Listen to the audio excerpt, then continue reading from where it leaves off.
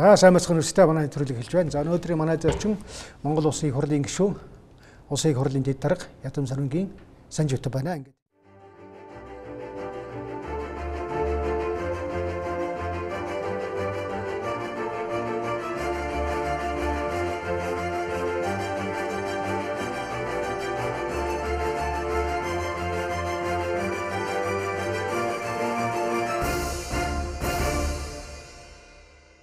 өнөөдрийн мэд дэвшүүлье. Баярлалаа. За тэгэхээр одоо зуны дэлгэрэнсгийг хэлж байна. Монгол улс сайхан одоо жилийг даваад бас эдийн засгийнхаа асуудалтай ол дамжлынтай тэмүүлж байгаа энэ одоо 100 болж байна. Тэгээд Монгол улсын их хурлын хаврын чуулган одоо хэд үргэлж байна. Таны бодлоор энэ хаврын чуулганы одоо үр дүн ямар янзтай байна? Цаашдаа яах хандлагатай байна?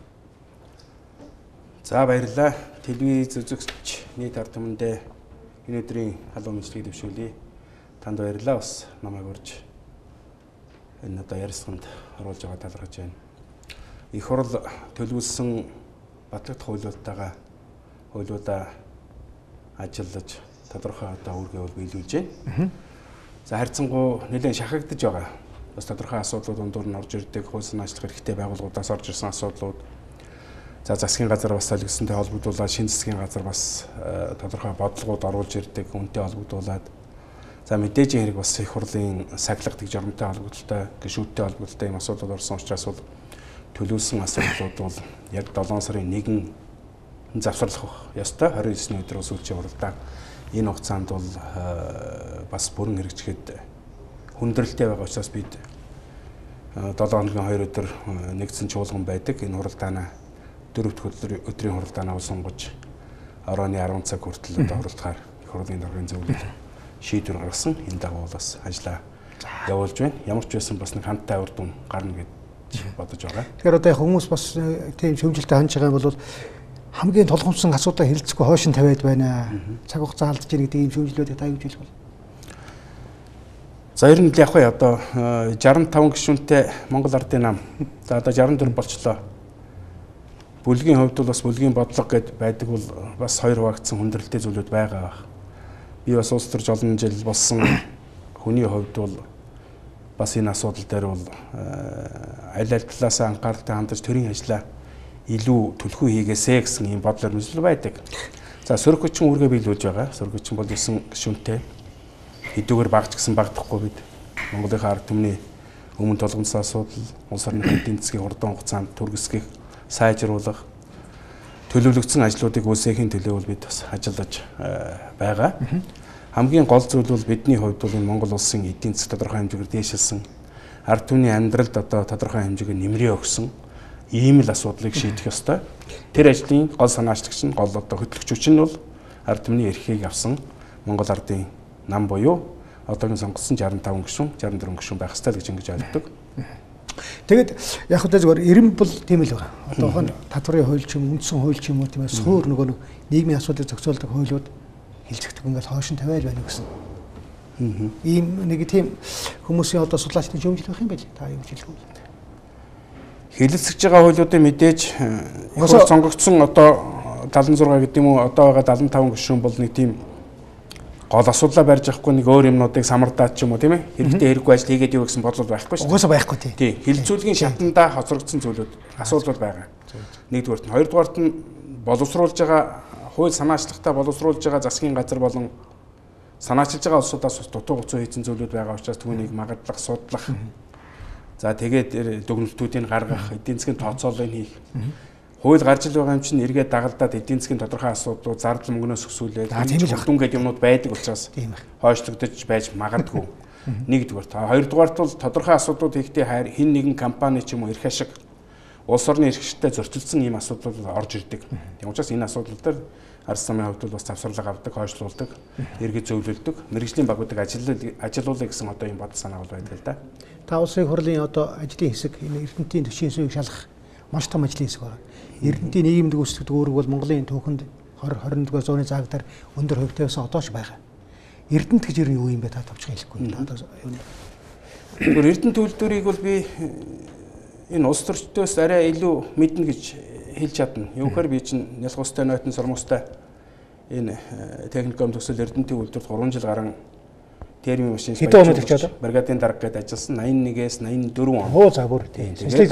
Дээд сургуульд одоо ажилласан учраас бол миний үеийн одоо ур хайчид болон түүнээс хойш үетэй бол байнгын утас холбоотой ажил амьдралын ойлгодог ажилтдаг ийм хүн. Тэр талаас нөгөө талаар Монголын төрд бас олон жил бас төрийн эрх барих байгууллага бол тогтоогоод ажилласан хүний хувьд бол Эрдэнэт ганц одоо сайлын үн юм Эрдэнэт үйлдвэр.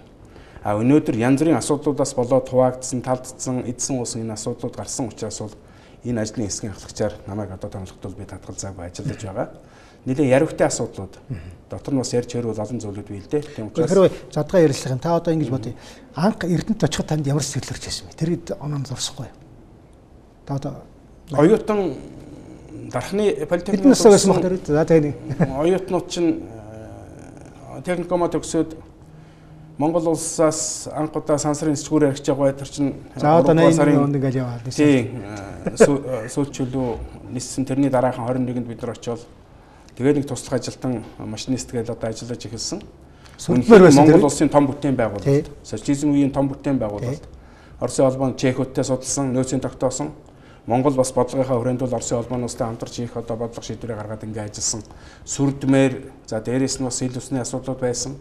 За тэгвэл бид хичээж ажилласан. Оросын мэрэгчлэнүүдийн тусламж зэмлэгчтэйгээр бол одоо тэнд ажилласан одоо улсууд бол мэдээжийн хэрэг гадаадад 5 жил болсон хүмүүсээс хэлний одоо боловсролын хувьд чадамжийн хувьд дутуу байлаа ч гэсэн олж авсан мэрэгчлэн бол техникум төгссөн улсууд бол дутгааргүй хэмжээнд очсон учраас энэ үйлдвэрийг бас цогцлооход бол энэ хүмүүсийн гавьяа их бий. Дээрээс нь илгээлтээр ирсэн одоо маш олон улсууд тэнд байж байлаа. Тийм учраас шинэ хот суурин байгуулж Монгол улсаа тижээх сайлын үнэгээ бэлдээсэн энэ цаг үе бол гайхмаар цаг үе л дээ. Тийм байна. Хувьж аяных тижээжлээ. Тийм байна. Хувьж аяныхаар та тэгээд энд анх ажлын гараа эхэлсэн байна. Сүүлд нь одоо энэ үйлдвэртэй холбоотой том асуудал, улс төрийн ч юм уу одоо эдийн засгийн том асуудал байна. Энэ асуудлыг шал ажлын хэсгийн ахлагч улсын хурлын. Та одоо тэгээд ерөнхийдөө хэд хоног ажил уу, ямар одоо нөхцөл байдал байна хэлэхгүй. Тийм хурлаас томилогдсон ажлын хэсэг бол бас нэг үндсэндээ 2 сар орчим ажиллаж байна. За 3 сараас хойш тий. За тийм. За газар дээр нь бол нэлээд одоо үдсэн харсан зүйлүүд байна. Судалсан зүйлүүд бол байгаа юм. Наривчилсан зүйлүүдийн орох гэхээр бол одоо авилгатай тэмцэх газар за тэгээд мөрдөн байцаагийн хэмжээнд орчих байгаа юм зүйлүүд бий. Хамгийн гол юм бол Эрдэнэт үйлдвэр бол одоо хөвчлөгснөөс хойш гэдэг юм уу 49% хөвчлснөөс хойш бол 2 жил болж байна. Тийм энэ 2 жилийн хугацаанд бол бас тодорхой ажлууд бол үйлдвэрийн горим алдагдсан зүйл алга. Ажилчид бол хэвийн ажиллаж байна. Цалингаа аваад үйлдвэртэйгээ гэрээ байгуулад ажиллаж байгаа юм зүйлүүд бий. Улс төрийн хүрээнд дээрээс нь ужилтай холбоотой юм маргаан дагуулсан асуудал, их хурлаас тодорхой шийдвэр гарсан энэ зүйлүүд хэрэгжилт гээд дутуу гуцуу маш олон зүйлүүд байгаа маа. Тэгэхээр мэдээжийн хэрэг бол Оросын холбооны улстай 49% 51% ингээд авцсан. Оросын холбооноос энийг хөвчлөе гэхээр бол олон улсын хэмжээнд ч Монголын хэмжээнд ч одоо асуудал авал тавих нь зөв. Тэр дундаа 51% авж байгаа Монголын тал саналаа тавьсан. Тэр тавьсан саналын дагуу 49% худалдаж авсан. Энэ буруу зүйл биш. Аль нэгэн орон хятад ч гэдэг юм уу эсвэл өөр орон аваад явсан бол энэ бас асуудал. Тэр нь сонгодог утгаараа бол асуудал зөв тий. Монголын хүмүүс очиод авсан нь бол зөв. Авахта 49% авахта яг өөрийнхөө хөрөнгөөрч гэдэг юм уу өөрөө зээл аваад ч юм уу авцсан бол 49%-д асуудал байхгүй. 49%-ийг авахта магадгүй тэр дотор одоо төрийн мөнгөөрч байд юм уу эсвэл ямар нэгэн одоо мэдээллийн давуу талаасаа ямар нэгэн байдлын одоо төрийн одоо хөрөнгө оруулалтыг оруулаад авсан бол тэр хувийг бол ярих ёстой л гэж ингэж ойлгодог.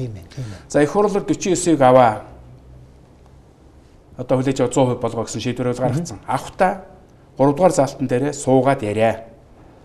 Одоо менежментийн хувь 5% байдаг юм уу? Эсвэл одоо мөнгөө төлсөн одоо 30% байдаг юм уу? Энийн тооц. Хэрэг өөр мөнгөөр асуудал шийдсэн байдаг бол магадгүй одоо юу гэдэг 49%-ийн 40%-ийн одоо төрийн мөнгөөр шийдсэн байж байгаа бол тэр авах ёстой. Би бол одоо ийм л бодолтой байдаг. За миний орсон ажлын хэсэг бол стандарт банк гэдээ байгаа. Стандарт банкнаас авсан зээлийн асуудлаар орж ирж байгаа. 51% дуулаад асуудал шүү дээ. Зээл аваад байдаг. Тэгэхээр 51% биш ерөөсө 100% байсан. Оросын холбооноос Монголын 51-49-ийн 100%тай байхад л одоо зээлүүд авч эхэлсэн байдгийг. Тухайлбал би энд нэг баримтууд над байна. 2006 оноос эхэлсэн ажил. 12 жилийн өмнө. 2006 оны 3 сарын 23-нд 15 сая доллар. 6 оны 9 сарын 29-нд 15 сая долларын зээлийг стандарт банкнаас манай Эрдэнэт үйлдвэр авсан байдаг 100% тай байх та. За авчаад Эрдэнэт үйлдвэр маань Just-тай гэрээ байгуулад 2006 оны 5 сарын 26-нд эхний зээл авангууд дундуур нь зээл шилжүүлэн ашиглуулах гэрээ байгуулалт нийтдээ 50 сая долларын зээл өгсөн энэ асуудлаас эхлэлтэй. 12 жилийн өмнөх энэ асуудлуудын гүйлгээ за тэгээд мөнгөний шилжүүлэг хийн өгсөн авсан гэдэг энэ асуудал чинь их хурлын гишүүд очиод нэг шалгаад гаргачихдаг энэ асуудал бол биш. Тэгвэл асуудал эндээс эхлэлтэй. За тэгээд сүүлд нь бол 9 оноос Just компани өмнөх одоо зээлүүд бол Эрдэнэтэд дамжигдсан. За Стандарт банкнаас бол 2009 оноос 11 оны хооронд бол нийтдээ 4 удаа 160 сая долларын зээл авсан байдаг. Заримд нь баталгааг нь гаргаж өгсөн, заримд нь баталгааг нь гаргаж өгөөгүй юм зүйлүүд. Тэгэхээр энэ баталгааг нь гаргаж өгсөн үү, эс өгсөн үү гэдэг энэ асуудал нь нэлээд нарийн одоо хэмжээнд үзэгдэх учраас бол бид ажиллаж байна. Мэдээж хэрэг гүйлгээ бол банкны гүйлгээ, компаниудтай явсан гүйлгээнүүд бол харагдж байгаа хэдий ч хэний одоо үүрэг даалгавраар эсвэл хин гэдэг хүн албан тушаалаа уруулан ашиглаад эсвэл хуулийнхаа хүрээнд аж ахуйн нэгжүүд хувийн болон төрийн одоо компани хамтраа одоо юу гэдэг гэрээ байгуулад хийцэн үү гэдэг энэ асуудал чинь зүгээр нэг тийм мэрэгжлийн бус улсуудын хийждэг одоо асуудал биш. Тийм учраас бид нар бол энэ ажлын хэсэг томилоод мэрэгжлийн улсуудын баг ажиллуулж энэ асуудлыг шийдэх ёстой л гэж ингэж үзэж байгаа. Гэхдээ одоо та бол их хуульч одоо юу гэдэг их хурлын ажлын хэсэг яг хууль номын дагуу явах хэрэгтэй. Гэхдээ энд улс төрийн нөлөөлөл байсан уу та гэж бодож байна. Тухайн үед зээл авах Эрдэнэтийг одоо дарамтлагч гэдэг юм уу тийм ээ. Эрдэнэтийг ашиглаж одоо стандарт мах зээл авах баталгаажуулахад улс төрийн нөлөө байсан болов. За ер нь бол энэ асуудлууд яригдах байх. Тэгэхээр энэ улс төрийн нөлөөлөл байсан эсэх тухайн асуудал бол хэн нэгэн одоо юу гэдэг их хурлын шууд бас хэлж болохгүй тийм. Тийм их хурлын одоо гишүүдээс томилогдсон ажлын хэсэг бол илэрхийлэх хэцүү. Энэ асуудал нь угаасаа хэний үед хэн ерөнхий сайд байв. Хин тэр үед Эрдэнэт үйлдвэрийн одоо захирал байв. Хин гэдэг хүн одоо тэнд одоо худалдан авахын ажиллагаа буюу гэрээг нь хариуцдаг хуулийн одоо эцсийн дарга гэдэг энэ асуудлаар бол тэр дээдэргүй бас Монголын төр ажиллаад мөрдөн байцаах газар, авилгатай тэмцэх газар хамтраад одоо энэ асуудлаа шалгаад тодорхой хэмжээ төвшөндөө байж байгаа. Тийм учраас төвшөндөө байж байгаа материалуудын ил болгох гэдэг юм уу, нууцын одоо зэрэглэлгүй байгаа. Төрийн одоо байгууллагын энэ шалгалтанд ашиглаж болох зүйлүүдийг бол бид нар бол татаж авч байна.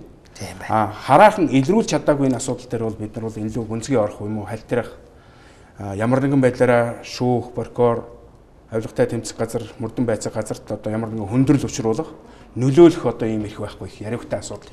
Би нэг зүйлийг хэлж чадна. Эрдэнэт үйлдвэр бол 60 жилийн нөөцтэй болох нь тодорхойлсон. 40 жил бас одоо нөөцтэй байсан, одоо 60 жил ашиглагдах. Техник технологийн өөрчлөлтүүдээ хийгээд явах юм бол Эрдэнэт өнөөгийнхээрээ биш, ахаад шин нэг Эрдэнэтийг байгуулах юм бололцоо. Магадгүй тэнд байж байгаа бүтээгдэхүүнүүд нь товоос тэгээд хаягдлын аж ахуйр өгсөн одоо энэ аж ахуйнууд зүгээр хаягдл гээл авж байгаа технологийн хүрээнд молибдын зэсээ авцсан. Тэгээ хаягдлын аж ахуйд гаргацсан энэ технологи руу шингээсэн энэ хөрөнгө бас яригдана. Энэ шингээсэн хөрөнгө эргэнт уруулж нь байж гэн тэгээд одоо ажиллах хүчин байж гэн энэ зүйлүүд бол энэ одоо Эрдэнэтийн бас дараагийн нэгэн тодорхой хэмжээний нөөц байх ёстой гэж би ингэж харддаг. За энүүгээр нь тодорхой хэмжээний хувийн компаниуд байгуулагдаад ажиллаж байгаа. Энэ хилэлцээр юмнууд нь дараагийн асуудал. Бидний асуудал стандарт банктай холбоотой юм асуудал байна. Тэгэхээр одоо хоёлаа яриагаа нэг жоохон цэглэлчээд өөр асуудал гаргаж. Эрдэнэтийн асуудлыг ингээд ярихаар цаг хугацаа бол их өргөж байна. Одоо ингээд улсын хурлын ажлын хэсэг гарчлаа. Та бол ахалж байна. Энэ хизээ одоо улсын хурлд мэдээлэл өгөх үү? Их хурл яаж шийдвэр гаргах вэ гэж хүлээж байна. Зөв нь бол бид нар бол ажлын хэсгүүд ажил болно. Ажиллаж байгаа мэргэжлийн улсуудыг бас татж байна. Мэдээллүүдээ нэгдэх ёстой. За бидний гол их ажил бол стандарт банкны энэ асуудлаар бол Лондонгийн арбитрийн шүүхээс шийдвэр гарсан. 95 сая долларыг бол одоо төлөө Монгол улстай бол Эрдэнэт үйлдвэр. Яг гэвэл та нар бол одоо ингээд баталгаа гаргаад ирсэн. За энэ нь бол хүүгийн хүүгээрээ дамжигдаад 105 сая доллар давтсан байж байгаа. Энэ асуудал руу анхаарал хандуулах ёстой. За ингийн тулд өнөөдрийн байж байгаа энэ нөхцөл байдалтайгаа тулгуурлаад Монгол улсын засгийн газар ажиллах ёстой. Хин нэгэн Батгуу гэдэг хүн би одоо юу гэдэг хууль зөрчөөд ашиглаад одоо гэрээгээ хурамчаар би хийцэн гэд одоо хүний хувьд бол одоо цагдаа дээр асуудлаа ярьж байгаа юм байна лээ. Авилгатай тэмцэх газар дээр, холбогдох газар дээр өөрөө одоо C1-ээр бас цензургүй яриагаар ороод би тэгсэн гэж байгаа. Хэрэг Батгуу гэдэг хүнд ямар нэгэн одоо юу гэдэг нөлөөлөл ороод дарамт ороогүй яг бодит энэ асуудал нь үнэн байгаа бол энэ хүнийг бол би хүн гэж бодож байгаа. Магадгүй энэ одоо хулгай хийсэн ээ. худлаа ярьснаа. Би хариуцснаа надад асуудал чинь. Харин миний хөрөнгийг, миний өмчийг хураагаад авсан энэ тодорхой асуудал дотор бол энийг бас тодорхой хэмжээгээр төлчих юм зүйлүүд бол байгаа шүү гэж ярьж байгаа. Энэ асуудлыг бол бас сонссон, үздсэн. Тэгэхээр энэ асуудал бол хуулийн хүрээндээ шийдэгдэх асуудал болохоос хэн нэгэн ажлын хэсэг эсвэл дэд дарга очоод Батуугаас тэдийн нэг энийг одоо өг гэдэг нь асуудал байхгүй. Монгол улс одоо юу гэхээр засгийн газар хурд ажиллах хэрэгтэй. Засгийн газар 49 авах юм уу? Талын өгөх юм уу? Бүтэн авах юм гэдэг шийдвэр байж байгаа. Одоо энэ хөрөлсөх ерөнхий сайд нэмд орж байгаа хоёр одоо асуудлаа санаач явсан улсуудын хувьд бол энэ дээр ажиллаад нэг гүйцээгээч суух ширээний ард суух гэхээс биш их хурд руу оруулж ирж байгаа олонхороо 60 гарсан одоо ард түмэндээ амлцсан ичхгүй тул шийдвэр гарна гэдэг бол энэ бол Монгол улс бөөнөрө шүүхэд очино. Парламенттайгаа шүүхэд очино. Тийм учраас манай ажлын хэсэг энийг нотлох эрх зүйн орчин нөхцөл байдлуудыг ажиллаж байгаа цалингаа аваад ажиллаж байгаа хууль хяналтын байгууллага шүүхээ ажилуулах ёстой. Бид нэг юм их хэвээр Монгол Улсын засгийн газар. Монгол Улсын засгийн газрыг ажилуул гэдэг нь дипломатийнхаа хүрээнд арбитрийн шүүх эсвэл одоо элчин сайдын яамаараа дамжуулаад энэ мэдээллүүдийг зөв болгох, тодорхой зөв мэдээллүүдийг өгөх асуудал. Хятад байж байгаа элчин сайдууд юм уу Монгол байж байгаа одоо элчин сайдын яамдууд бас тодорхой хэмжээгээр ажиллаад стандарт банкны 60% хятад авсан бол 60%-тайгаа яаж одоо асуудлаа ярих юм. Энэ тоолуур гүйхгүй байх асуудал дээр засгийн газар ажиллаж өгөхгүй байгаа.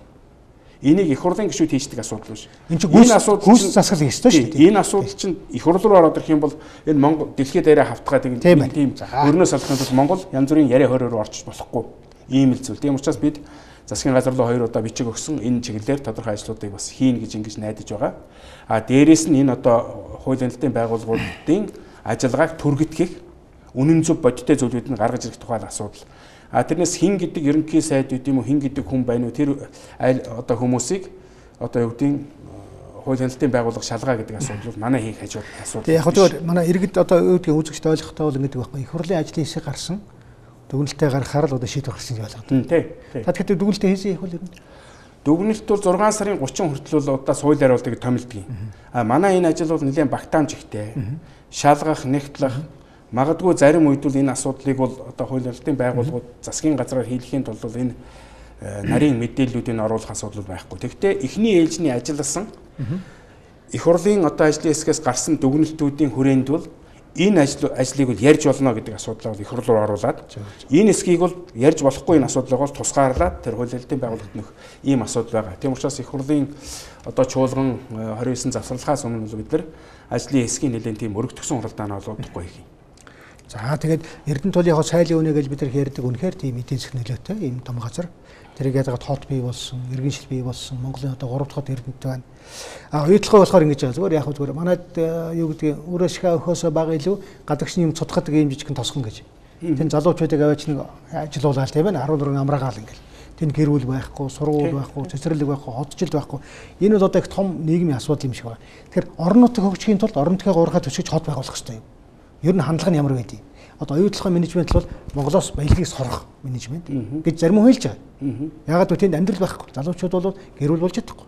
Сургууль, цэцэрлэг одоо нийгмийн ямар ч байгууламж байхгүй. Энэ одоо асуудал дээр та ямар байр суурьтай байдаг бол?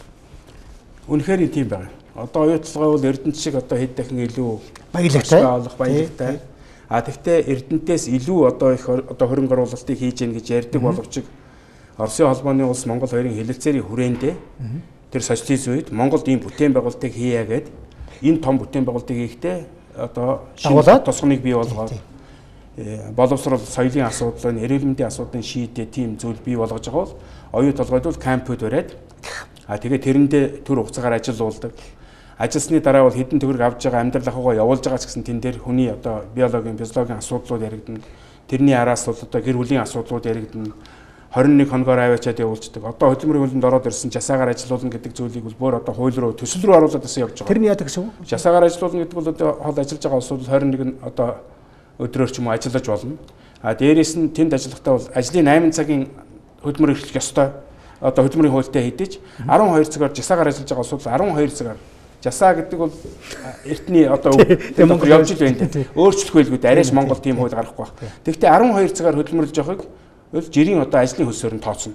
Тэгвэл бид нар бол 8 цагаар хөдөлмөрлөөд 8-аас цааш 4 цагаар цаг нь илүү байх хэрэгтэй шүү. 1.5 юм уу 2 одоо дахин нэмэгдүүл цалингаа авах хэрэгтэй ийм зүйлүүд рүү ороод ирж байна. Тийм учраас энэ хууль батлуулахад анхааралтай бай гэдээ иргэдийн хилээд байгаа. За хүн болгон бас хардах одоо эрх бол хинтж байна. Дээрээс нь Монгол юм бол энэ Монгол хүний эрх ашигын төлөөл байх хэрэгтэй. Тэгтээ гадны одоо хөрөнгө оруулагчдыг хөө, туу гэсэн бодол над байдаг хүн бол биш. Тэгтээ тэнд нэг тийм нийгэм ахуйн асуудлыг шийддэг, хүүхдийн цэцэрлэг сургуулийн асуудлуудыг шийддэг, хэрүүл байгуулалтын ажлыг хийдэг. Тэр нэг тийм одоо баялагийг ашиглачаад хэдэн жилийн дараа байд юм гараад явхад тэнд дахиад хүн очихгүй байх биш. Тэнд шин суурьшлын биш бий болгодог. Газар дорх баялаг авсан бол дээр нь баялаг бүтээдэг тийм зүйлүүдийг хийх энэ менежмент дутуу байгаа. Мэдээж гэрээн дээр шин гэрээ Монголд анхудаа хийсэн томоохон гэрээ хил ам дагуулж байгаа. Энэ гэрээн дээр ажилласан улсууд байж хаад алдаа гаргалаа гэдэг янз бүрийн одоо хууль эрхцэн асуудлууд яригадаад байгаа. Магадгүй бас шалгах энэ асуудал дээр нь би бас бодож байгаа. Манай одоо энэ мөрдөн байцаа авилгатай тэмцэх газрын энэ улсуудыг бас тодорхой хэмжээгээр чадамжшуулж өгөх хэрэгтэй байхгүй юу? Энэ олон улсын гэрээн дээр ажиллаж сурсан, тэнд сургалтууд нь хийсэн энэ улсууд байхгүй бол хин нэгэн хүнийг хэлмэгдүүлэгч үйл юм асуудал гарахыг бол бас үгүйсэхгүй гэж боддог хувьдаа. Монгол том баялаг ажиллаа томот. Тэгээд хүн өмөрсөн гэдэг юм руу орох багтаа. За яг хөдрийг өргөч. Тэгээд та бол одоо улсын хурлын гишүүн олон жилээр ажилласан. Тэгээд Завхан аймгийн засагтараар ажиллаж байсан. Орон нутгийн хөгжлийн асуудал байна. Одоо Монгол улсад ингээд нийт комын 3-1 нь Улаанбаатар хотод байж байгаа. Шавааралдаал ингээд амьдрах гал оролт. Энэ өргөн орнотны яаж эзэнтэй болох вэ? Яаж болох вэ? Орон нутгаа хөгжүүлэх хэрэгтэй. Орон нутгийн чадамжийг, эрх мэдлийг нэмэгдүүлэх хэрэгтэй. Тэнд одоо тодорхой хэмжээний баялаг бүтээдэг нөхцөл байдлыг л бий болгох ёстой гэж ингэж хуулийн хүрээнд боломжгүй юу? Боломжгүй бий. Боломжууд бий. Одоо бид нар ч бол ямар нэгэн одоо баялаг аваад уул уурхай бий болонгууд нь хамаг хөрөнгөний татчаад хуваарлаад за эндээс одоо юу гэдэг 20% ч гэдэг юм 15% үе шаттайгаар танаад одоо өгнө гэдэг энэ асуудал байгаа байхгүй юу? Орон нутгийн одоо эрх ашиг гэж бол тэнд байгаа улсууд аятухтай сайн сайхан амьдрахын тулд тэр хүмүүсийн одоо хүсэрмэзлэл санал бодлыг нь авдаг ийм зүйл бол одоогор байхгүй. Хуулийн хүрээнд уул уурхай ашиглагч явал засаг даргад 8 сар 30 хоногийн бичиг өгнө, 30 хоногийн дотор хариу өрнө. Тэр нь хуулийн хүрээндээ зөрчилтэй байх юм бол тэрийг дээд байгууллага юу ашигт нутгийн газар бол эрхийг өгнө л гэж ингээл заасан. Тийм байна. Ийм л одоо зүйлүүдтэй. Тэнд байж байгаа. Тэгвэл Монгол орн бол харин энэ дэлхийд бол бас нэг болохоо байсан орн биш шүү. Бас хөгжиж байгаа. Урагшаага явж байгаа. Хүнд зүйлүүд бий. Хүүхдүүдийн үн төлбөргүй сургуульд эмнэлэг одоо тодорхой хэмжээгээр бас нэг үн төлбөргүй яваад ингээ юм явж байна. Хүсэл эрмэлзэл нь тэр хэмжээнд бас хүрч чадахгүй байгаа. Одоо бол ингээ социализмын үеч гэдэг юм дээхэн үеийн хүндхэн амьдралын дунд бид нар яг л хүүхэд насаа өнгөрөөсөн. Тэгэд бидний дээдх үед бол бүр зовлон дунд байсан. Одоогийн энэ залуучуудыг одоогийн хүмүүсийг харахаар тэнд бэлэнчлэг биш юм хийдэ бүтээ гэх юм бол бас эрх зүйн орчнод байж байна. Хийж үтээх одоо ажлын байрыг нөхцөлж байгаа. Завхан засагтараар ажиллахдаа бас нэлээд олон зүйл санаачсан манай иргэд мэддэг байна. Тэгэд оюунлаг тал руугаа шатар одоо компьютер юу гэдэг тийм ээ ингээд морин хуур гэдэг. Тэгээд эртний төвд улаас тоод одоо бол Улаанбаатарт хар замаар холбогдоогүй гэж хүмэлдэг байхгүй. Ямар тайлбар шүү дээ. Энэ бас тийм одоо бол зам бас нэг холбогдож байгаа маа чинь. Ер нь төгч байгаа. Газар зүйн онцлогынхаа хувьд бол энэ манайх чинь ингээд юу гэдэг хилэлсэн газруудтайгаа ойрхон биш. Улаанбаатараас хоол бүр онцгой шүү дээ. Тийм учраас төвөөсөө эрчим хүч татаад явхад бол олон километр явдаг. Тэгээд өндөр уул даваатай. Альва юм бол харьцангуй зардал багтай амар газраараа явдаг байж магадгүй. Хөрөнгө оруулалт тэгээд завхан дээр зам зарлахад бол компаниуд ордоггүй шүү дээ. Яа ч хэцүү юм байна. Уулаад яг үртгийн яг ижилсгээд өгөхгүй завханых гээд өөр өгж болдоггүй хардтаа сайдаг. Очоод ихээр уул даваатай гээд ингээ болчдаг. Ямар нэгэн байдлаар авцсан компани ажиллаж яснаа 30% гэдэг юм уу 40% хин. За ер нь болоод байгаа шанс. За ер нь өрөнд орох нь одоо нэг бол мөнгөө нэмгээд ингээс суучдаг. Ийм зовлонгуутай. Тийм ээ. Намайг 2008 онд одоо застраар орчод эрчим хүчтэй сум тосон зөнгөд нэг 3 цаг аймгийн төв дээр нэг 6 цаг 5-6 цаг л өгдөг байсан шүү дээ.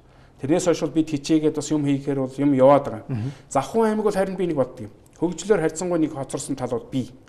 Одоо энэ Монголд ирж байгаа зовлонгууд юм уу бэрхшээлүүд нөгөө нэг одоо шүшиг бишрлээсээ гэдэг юм уул уснасаа болоод хүмүүсийн сэтгэл зүйд нь бол булгийн ихээ хайрлаа. Уул усаа ухуулахгүй. Тэгээд юу гэдгийг одоо энэ газар усаа хөндөөлөхгүй гэдэг энэ зүйлүүд уулуурхан гамжих төртөө. Хоёрдугаар тайгуул ихтэй бол одоо ингээд дорнод гэдэг юм энэ нэг зэрэгцсэн газруудаараа эсвэл ингээд яваад зам сайтай газруудаараа ашиглалт математикаа нөгөө гүнзгийрүүлсэн одоо хайгуулуудын наривчсан юмуд нь хийж сууршаас ингэсэн. Би энэ завхны ард түмнийг завхан нутгийг бол Монголын одоо ер нь хамгийн одоо цөм, хамгийн их үзэсгэлэнтэй, хамгийн их хөрөнгөтэй, хамгийн нөхцөлтэй газар гэж боддог. Зам нь бас удаж орж байгаа. Энэ жил бол одоо ямар ч байсан бол том бүтээн байгуулалтын ажлууд. Үеийн улс төрчийн зүтгэсэн зүйлүүд бий. Тэгвэл их хурлд би ороод сонгогдтоо бол намайг нэг удаа сонгоотгоо наад ажлыг нь би дуусгачна л гэсэн. Одоо мэдээж өөр зэсэг байгаа А гэхдээ би ойлгож ажиллах ёстой байхгүй. Энэ ард түмний төлөө энэ замын асуудлыг тавиулах ёстой шүү дээ. Одоо энэ жил 167 ажил нь эхэлсэн нэлээд эрчимтэй явж байна. 114 дээр нь 3 км их бол тосон хоёрын дундх энийг компаниар нь хийлгүүлэхээр сая үүрэг даалгаврыг өгүүлчлээ. 67 дээр засгийн газар сайн ч муу ч хилдийн амтаа хэрүүлдэж гэсэн одоо хөрвөсгөн засгийн газрын тогтоолоо гаргаад 133 дугаар тогтоолоор хятадын урт хугацааны зээл алтан үеийн үед л одоо яригдчихсэн энэ юм одоо л ингээ хэрэгжиж байна шүү дээ. Тэгэхээр их зовлон дундуур л явж байна. А тэгтээ завхан хамгийн чанартай замыг хамгийн удаан хугацаанд ашиглах замыг барьж чадах болох нэ л гэдэг ийм л зүйл рүү. Тэгээ хааж байсан одоо хүмүүсийн оюун санааны одоо ертөнцийг үзэл мэдлэг чадвар их чухал болж ил тэ. Одоо өөр байна хаасайг одоо Монгол орнд. Тэгээ та нөгөө одоо нэг оюунлаг завханчуд гэдэг баахан хөтөлбөр баахан ч байх үү ингээд энэ чинь зүгээр л хүмүүсийн амьдрал асуудал хийгээд байна уу. Тэгээ тэрийг та одоо ингээд яаж өргөжлүүлэх вэ шийдэх юм дараа. За одоо инглээ та бол морин хуур шатар компьютер одоо тэгээд яах. Ер нь бол хутаг төвлөгөөтэй нутаг шүү дээ. 12 одоо хутагтайхад 9 тамгатай хутгийн Завхан аймгаас магадгүй таны нутгаар ингээд амжигдаад тэр хутагтууд нь төрсөн юм билээ. Тэгэхээр оюуны тэр олон лам нар хуургууд байсан. Тэр үедээ л гентэл одоо жоохон бяцлаг гэдэг тийм ээ. Тэр үедээ бяцлаг юм цээжилдэг, тогтоодог, генийн чадамж сайтай магадгүй тэр газар руу тэмүүлсэн улсууд ч байсан байх. Уул усны шаялга бай. А тэрийг өдөөх ёстой л гэж бодсон байхгүй. Энэ тим ген байдгийн бол энэ хүүхдүүдийг өдөөгöd одоо юу гэдэг хатгаад өгөх юм бол болно л гэж. Тийм учраас морин хуурыг заагаад гсэн. Хаач газар заасан л байх. Засаг дарга болгон одоо юу гэдэг юм сэдэл санаачлал хийсэн морин хуур шатар гэл хэрэгжээд манайх шиг үрдүн төрөл хөрхөл байсан ба санжуутаа биш. Зөв өдөөсөн генийн байсан материал нь санаачлагаа зөв гаргасан иргэдийг хамтарсан учраас бол морин хуур шатар энэ програмд явагдсан. Одоо бол энэ эх оронч үзэл төлөвшлийн асуудлаар бас нэг юм бодоод байгаа бид нар. Тэгээ 8 сарын сүүлчээр хийгсэн бас цаг хугацааны хувьд олон ажлууд авцаад янз бүрийн болж байгаа 9 сар эхлэнгүүд бид нар хийх гэж байгаа. Энэ 10 11 дугаар ангийн хүүхдүүдийг 14 хоногоор бид нар эх оронч үзэл төлөвшил эцэгхийн хүндэл, гэрноо хүндэл, эмх цэгцтэй бай. Ажил хийж сур. Эх орныхоо төлөө сэтгэлтэй бай гэдэг энэ юмар бол 14 хоногийн сургалтыг бол зохион байгуулна. Аймгийн хэмжээж гарна. Аймгийн хэмжээнд. Нийтдээ 1500 хүүхэд нь Завхан аймгийн 10 11 дугаар ангийн хүүхдүүд. За 500-аад энэ бол бид нар бол одоо энэ зэрэгцэн байгууллагууд гэж энэ хууль сахиулах дээд сургууль гэдээ байж байна. Батлан хамгаалахын дээд сургууль төгссөн энэ улсууд тэгээд батлан хамгаалахын ингээд жанжинтай хамтраад зохион байгуулалт юмудаа хий гэж байгаа. Одоо би хийхгүй бол хэн ч хийхгүй. Эрсдлээ сайгаад байгаа. За одоо яач бол нэг одоо энд чамдаа юм болохоо байчвал яах вэ? Нэг хачим гэхгүй те тэгээ сөрөг юмнууд их гардаг байхгүй. Тэрнээс айдаг байхгүй. Зөв юмны төлөө юм хийгээд эцэгтэй яриад хүүхдүүдтэйгээ яриад итгэл үнэмшил болчих юм бол хүн болгоны хүчин сэтгэл орж учраас энд байхгүй байгаа. Тэгээд 50-50 зарчмаар юм аа хэн 50% нь хоол 50% нь хувцсны асуудлыг нь бол шийдэх ёстой. Энийг бол хандивлагч. За тэгээд тодорхой одоо хөрөнгө оруулалтаар 50% нь хүүхэд өөрөө хөдөлмөрлөөд манай ч одоо шатсан аяг л тууштай Завхан аймаг чинь 2000 онд шатсан шүү дээ. Тэр ойныхоо доотодлын компаниуд аваад зараал одоо нөгөө ой ашиглаж яах гэж лиценз өгөөл 100 м газар байхад 20 м ашиглаад дээших 80 м-ыг хинч ашиглаагүй байхгүй. Тэрийг энэ асуудлыг ашиглаад мөнгө болгоё. Хүүхдүүдийн хөдөлмөр бол мөлжий гэж байгаа юм биш шүү. Хүүхдүүдийг хөдөлмөрөөр сургая. Тэр ядаж мөчрийг буулгаж ирье. Яхаараа мод тайраач юм одоо ингэж ашигладаг тэрийн цэцэрлэг сургуулийн түлшинд хувийн компаниуд тодорхой хэмжээгээр өгье. За бид одоо зам барьж байгаа энэ бүтээн байгуулалтын том ажил Завхан аймагт Монгол улсын одоо улсын төсвөөр концессийн гэрээгээр хийгдэж байгаа. Зам тэр болгон барихгүй байх. Нэг 60-даа бол ахаад ингэж нилээтлэн Завхан аймаг зам тавихгүй. Энэ бүтээн байгуулалтын хүүхдүүдийг оруулж үзүүлье. Тэр хажуугаар нэг чулуу одоо хүүхэд чадхаар аваар асуулт орчхооргүй тийм ажлууд дээр энэ одоо 1500 хүүхдээ бид нар бас нэг 3 өдөр ой одоо дээр байж байгаа тэр мод юм ашиглах дээр ахаад 3 өдөр ажиллуулъя. А тэгээ соёл урлагийн ажлууд хий. Хүүхдүүд сурч чаддаг юу хийж болмоор байна тэр зүйлүүдийг. Зүгээр би бол 5 дугаар ангидаа бол зуны амралтаараа тэр үед бааю шатайгаа тоос цохоод тэгээд гүрүүш хийгээд явцсан хүн. Хөдөлмөрөөр хүн яваад цэврүүтээд юм уу одоо ингээд юу гэдэг ингээд муу хүн ерөөсөө болохгүй. Яг өөр дээр яхад бол өөрийнхөө хүүхдийг тэгж би хүмүүжүүлж чадахгүй байгаа. Эцэг эхчүүд яг өөрийнхөө хүүхдэд чаддаг байхгүй. Төрн санаачлаа зохион байгуулалтанд ороод ирэх юм бол хүний хүүхдүүд чиний л хүүхэд чиний ген юм чинь муу ген биш. Тийм учраас тэр олон хүүхдийнхээ дунд өөрийнхөө алдаатайг засаад амжилттай зүйлүүдийг аваад авах юм боломжтой. Тийм манай гоё санаачлага байна тэгээд бүтгүүлтгой хамгийн гол нь одоо манайхан чинь хүний эрхлээ хүүхдийн хөдөлмөрийг мөлжлөө баахан буруу юм даа юу. Тэгтээ явжлаа. Гайг хувцсныхаа мөнгийг би 50% би олж шүү дээ. Тэр хүүхэд өөрөө олж шүү дээ. Тий. Тэр хоолныхаа 50% тэр хүүхэд олж шүү дээ. Хөдөлмөр хийж үзээ. Хөдөлмөр хийж үзэх хэрэгтэй байхгүй. хандвар очиж болно уу? Би энэ тэндээс гуугаад явхад бол миний завхны бизнесмэнүүд босод улсууд тэрний мөнгийг бол гаргаж байна. Тэгтэл би хүүхдүүдэд юм үлдээх гээд байгаа байхгүй. Энүүгээр олсон гэдгээр тэр хүн итгэл үнэмшилтэй. Магадгүй сайн хүн болно. Энэ бүтээн байгуулалт орсноор ийм ой байсны чинь би энийг ингэж самналаа шүү. Энийг би орцлоо шүү гэдэг. Одоо тэгээ нэг хүн болох чинь нэг багаасаа хөлөг болох онгонаасаа гэдэг тэгээд сургууль, цэцэрлэг тийм ээ. Одоо багангийн боловсрол их чухал юм аа. Тийм байна. Одоо ялангуяа цэцэрлэг гэж одоо ямар агуулгатай болов ойлгох байлаа шүү дээ. Хүүхд тавдаг, дарамтлагдаг тийм ээ. Янз янз. Та одоо энэ дээр аймаг орнуудад бас нэг юм хийнэ гэж ярьж байсан уу? Юм аль сонссон уу? Сая бид нар бол яг жаргалтай гэрүүлж хөтөлбөр хэрэгжүүлсэн. Ном гаргасан. За тэрний үхээр залуу гэрүүлийн салалтууд их байгаа. Сарнилд. Гэрүүл болгодог, гэрээ бариад өгчдөг, хором найраа хийждэг. Тэгээд найр дуусаад улсууд явцдаг. Тэгээд маргааш нь үнийгээс ахуулдаг. Тэр нь бэлэн биш. Адуун даяг хуулдаг тэр нь биш. Тэгээд залуу улсууд нэлээд одоо унтдаг ч юм уу 100 таарлаа бүх юм байхгүй. Нэг хүүхэд гарчлаа хаяад явлаа. За тэгээд ихэвчлэн ихийгээ дагаал тэгээд нэг хүүхэд төрчөөд ингээд байгаа. Энэ завханд биш шүү. Ганцхан завханд биш. Монголд арай байгаа зүйл. А дээрэс нь гэр бүл ингээ бүтэн байгаа ч гэсэн гэртээ хэрүүлтэй байгаа учраас тэнд дулаан халуун хоолой идээд хүүхдэн жаргалтай өсөхгүй байгаа. Тийм учраас тэр улсуудыг хүүхд рүүгээ хандсан. Хүүхдэрээ дамжуулаад гэр бүл дулаан бүлээн байх энэ асуудал руу одоо бол нас нэлээд тогтсон ч хэдэн хүүхдүүд нь том болсон айл бол зэвийгээл ирдэг шүү дээ. Тэгэнгүүтээ ач руугаа ханддаг. Эсвэл тэр хүүхдүүдээ гэртээ авчирч жаргалтай болдог шиг энэ халуун дулаан уур амьсгалыг бий болгохын тулд ийм хөтөлбөр хэрэгжүүлээд энийг хэрэгжүүлэх гэсэн чинь багш нараа оролцуулахгүй болохгүй болоо. А дээрэс нь бага ангиас нь хүүхдийг одоо 0-3 нас эцэг эхтэрээ 3-аас 6 нас цэцэрлэгийн өмнөхд яасан цэцэрлэг цөөхөн ш төдөө. А тэгээ сургууль руу ингээд явчихад байгаа. Тэгээд энэ хүүхдүүдтэй ажиллахын тулд сайн багш гэдэг хөтөлбөрөөр хэрэгжүүлж байгаа. Сайн эмч гэдэг хөтөлбөр.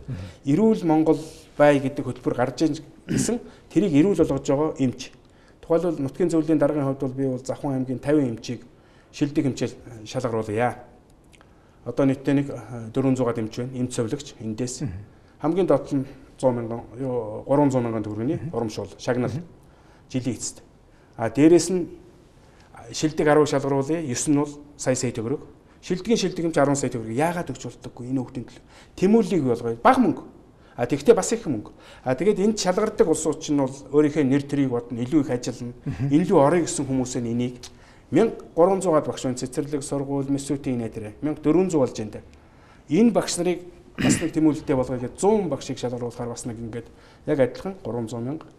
За тэгээд одоо шалгаруулад 10 шилдгийн нь бол одоо лекцийн юм уншуулъя гэдэг нэг ийм имийг нутгийн зөвлөлөөс зарлж байгаа. Тэгээд энэ хүүхэд тэгээд залуу гэрвэл тэгээд энэ төлөвшлийн юм бол манайд ирээдүй байхгүй. Би өнөөдөр байж байгаа сонгогчтой ажиллах болно. Тэр Ахмаддаа юм өгдөг ч юм уу энэ одоо улсуудыг тгий ингээгээд өнөөдөр Монголын ирээдүй болсон, Завхны ирээдүй болсон энэ улсуудтай байгаа үедээ бас нэг ингээд нэг ажиллаад үр дүн төрөгчий гэсэн манай нутгийнхыг маш гоё санагдаж авсан. Үр дүн төрөх байх. Ер нь ямар ч одоо аав ээж бол хүүхдээ ингээд багш төгтөө багшд итгэдэг. Багшийг одоо их том одоо өндөр үнэлэмжээр хардаг шүү дээ. Тэр багшийн нэр нь өндөр байх хэрэгтэй. Цэцэрлэгч бай, баганч бай. Энийг хийх юм тийм үү? Тийм. Багшийн нэр хүнд өндөр байх. Цалин хаамж өндөр байх хэрэгтэй. Мэдлэг өндөр. Шагнал урамшуул байна. А дээрэс нь тэр багшийг үнэлдэг юмыг бол сургуулийн захирал ч юм уу багш нар үнэлэхгүй. Би тэр сурж байгаа хүүхдээр нь. Миний хүүхд ямар болж байгаа? Хүүхд юу гавна? Саналаа өгнө багш нарынхаа төлөө. Эцэг өгнө. Эцэг сургуулиас зохион байгуулсан 5 ажлын 3-т нь орсон эцэг шалгал очиж саналаа өгнө. Ингүүл яхан эрүүл болох юм бол гээл. Тийм одоо ирээдүйн төлөө хийж байгаа 20 гөрөлтэй. За ирээдүйн төлөө хийж байгаа. Бага насны 6 5 настай хүүхдүүдтэй тийм ээ. 5 настай 3 настай тийм. Хөөрхөн. За ингээд та өдөр чи орон нутгийн асуудал ярьчлаа. Гэхдээ манай их хурл одоо янз янзын хүмүүс байдаг. Гэхдээ орон нутгийн сайн менежер өсөн хүмүүс их хурл ороод их амьдралыг ойлгодог ярьдаг гэж хүмүүс ярих юм байлаа. Тэгээ одоо хоёул их хурл руу эргэж ороод projekт дуусгая. За. Хаврын чуулга одоо өндөрлөлөө наадмын өндөрлөхөө тийм ер нь. 7 сарын 1-ний туйлаараа завсарлана.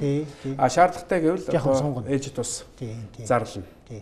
Тэгээд таны бодлоор одоо хамгийн түрүү хэлцээ шийдчихсэн ямар хууль байгаа бол та ер нь юунд анхаарал хандуулж байна? За энэ парламентд бол би энэ улсын их хурлын дэд даргын хувьд бол цагаатах ажлыг удирдан зохион байгуулах комиссийн дарга гэж явдгийг. Тийм учраас энэ нэг 11 онд хугацаанд дууссан. Тэгээд тэр хэлмэгцсэн улсуудын яг төрсөн үр хөвгүүдтэй холбоотой асуудлууд 11 оноос 18 оны хүртэл нэг өргөдлөх боловцоогүй болсон. Миний аав ээж хэлмэгцсэн гинлээ өргөдлөөс сонсдог хүлээж авч чадахгүй байсан. Энэ эрх зүйн орчныг бол Немагийн инквол за тэгээд одоо эрүүл мэндийн сайд саран гэрэл бид нар одоо бас санаачлаад Энэ ч шудраг юм да тийм ээ. Тийм одоо энэ хуулиа бол бас батлуулаад тэгээд энэ жилээс төсвөн тавигдаад ямар ч байсан нэг тийм 400 орчим одоо 80-аас дээш настай 90 настай улсуудад яг л сэтгэлийн дэм нэг өрөө байр, хоёр өрөө байрны одоо хөрөнгө шийдвэрлэх хэмжээний юм шийдэгдэж байгаа. Тэр 11 оноос 18 он хүртэлх хугацаанд өгөх байсан өргөдлөө өгч чадаагүй байгаа хүний үр ач юм сонссон улсууд аавынхаа ээжигээ тухайн асуудлуудыг манай хилмигч явсан гинлээ, өвөө тгсэн юм бинлээ, элен цулмсан юм байна гэхээр ямар нэг архив хүлээж авах, өргөдөл хүлээж авах боломжгүй байсан юмыг нээсэн учраас бол энэ бас их ирээдүгөө харсан том зүйл л гэж байгаа. Тусламж авъя, одоо мөнгө авъя гэдэг асуудал бол биш. Миний ээж аав хилмигцэн гэж байгаа энэ үнэн үү? Төрөөгээд очихоор тэрийг хүлээж авах эрхгүй болсон байсан байхгүй. Тэр энийг нээсэн энэ бол миний одоо эхний одоо бас батлуулсан одоо хууль. Тэгээд бас тодорхой үр дүнд хүрэх байхаа гэж ингэж бодож байгаа да. За баярлалаа. Ингээд зуны ихэнх сар бараг ихэвжилж байна. Ингээд энэ сайхан нэвтрэл орсон баярлалаа. Таны одоо энд ирснийх та үзэгчтэй хандаад юу хэлэх бол тавчхоо. За мэдээж хэрэг бол Монголын ард түмэн наадам болж байна, төгч байна. Тэгээд наадамдаа сайхан бэлдэж байгаа, сайхан наадамдаараа хамгийн гол юм бол Монголын ард түмэн бол төр засгаас хард суух биш. Их хурд засгийн газраа шөмжилгүй яах вэ? Шахаж шаардлагагүй яах вэ? Сонголтоо хэрхэн хийсэн бэ гэдгээ л өөрөөсөө одоо бас дүгнэж цэгнэж байгаа. Дүн тавих хугацаа одоо 2 жилийн дараа тавигдана. За энээс бүх зүйлийг одоо хараад амьдрал ахуйгаа надад нэгэн одоо бурхны илчиж юм өвлгийн эзэн ирээд юм хийнэ биш. Хүн болгон гэр орондоо халуун дулаан уран цол бий болгож хүн болгон хичээх зүтгэлээрээ гэр орноосоо эхлээд өөрөөсөө эхлээл одоо уршаагаал явмаар байгаамаа би одоо энэ дэшмд бол Монголын ард түмэн хүн болгон хичээ зүтгэрээ итгэл үнэмшилтэй байгаараа эх орныхоо төлөө гэсэн зүрх сэтгэлтэй байгаараа л гэж хэлээ да. За баярлалаа. Сайхан үгүй. Танд баярлалаа. За баярлалаа. За ингээд нэвтрүүлэг өндөрлөө. Баярлалаа шүү дээ.